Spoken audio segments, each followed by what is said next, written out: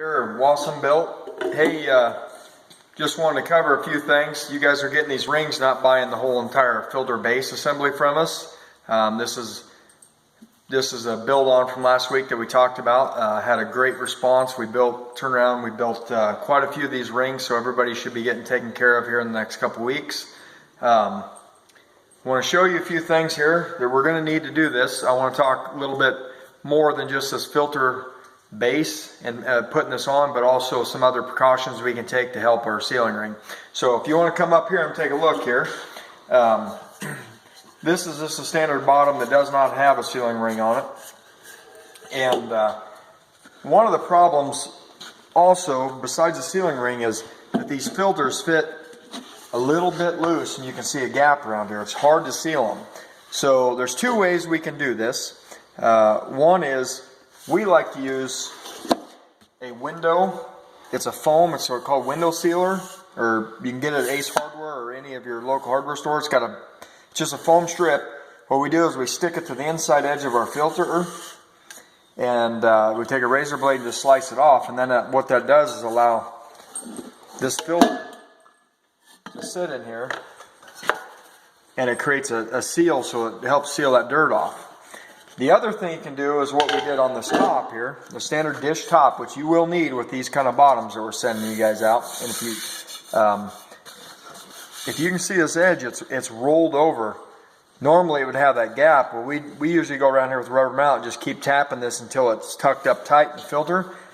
And then you got to actually peel your filter out of it. It's a little tough to get your filter into it, but you want that to sit tight against your filter. That's what we find to help seal that off. It not only seats on the top here, but it seats up in there. So that's what you're going to need.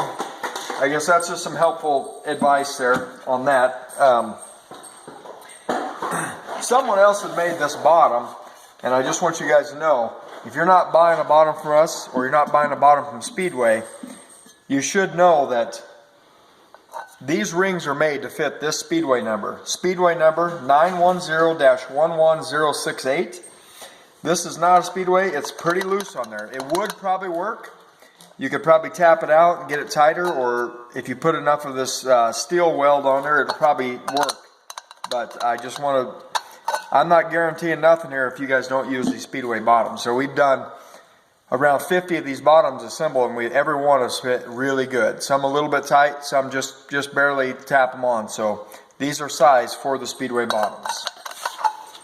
So now, for assembly, the first thing you're going to do is obviously get a can of brake clean. You're going to want this to clean this up. So get just a can of standard brake clean. Get you some rags. Spray rag down a little bit. Make sure your filter adapter is clean. This is the filter adapter you guys are going to get. Make sure everything's clean, because they can get some oils on it from the manufacturing process, so we want to make sure that this weld sticks really well.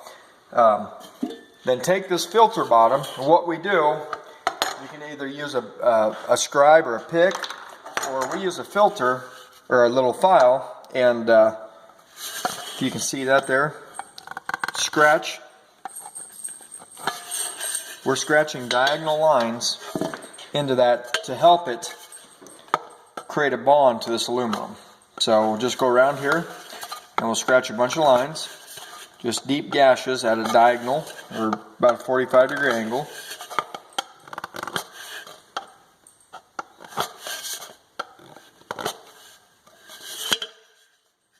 Like that. Now I don't know that it would need it, but we're just doing it to help it bond. So take that same rag, clean that up so there's no oils on it. We're going to set that here. Now you're going to want it on a very flat surface. These aluminums bend very easy. We've got a block of plastic we use in a piece of cardboard. That way we don't leave any marks or any dings in this. And so the next thing we're going to do is you can use JB weld, but we're using just a Permatex steel weld. It's a 6-minute set time. And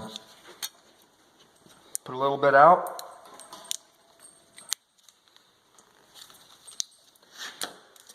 You can use a pop rivet end or whatever, just a little piece of This is a backwards paintbrush, but you can definitely use just a pop rivet. That's what we have done too. Mix that up.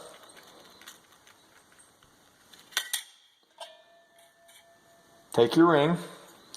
Make darn sure there's a taper side to this. That taper side is what goes onto the air filter. You want to put this on the taper side, not the other side. That's where your gasket goes, the square side.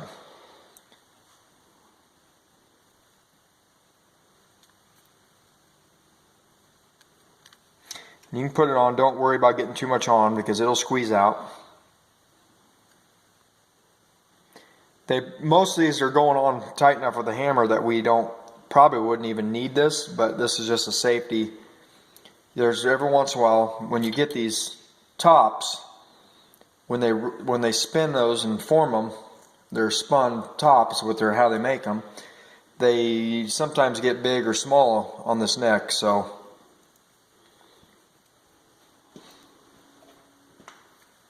Okay, you can see I have it on here. Just got a nice film. I'm going to lay that on here. You don't want a block of wood or something, or a piece of plywood, a little piece. I got a solid plastic block we use. And we seat that.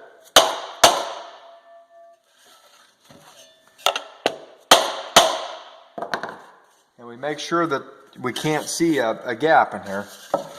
Then thoroughly use plenty of brake clean. The more it seems like it works better. Go in here and we clean up any excess.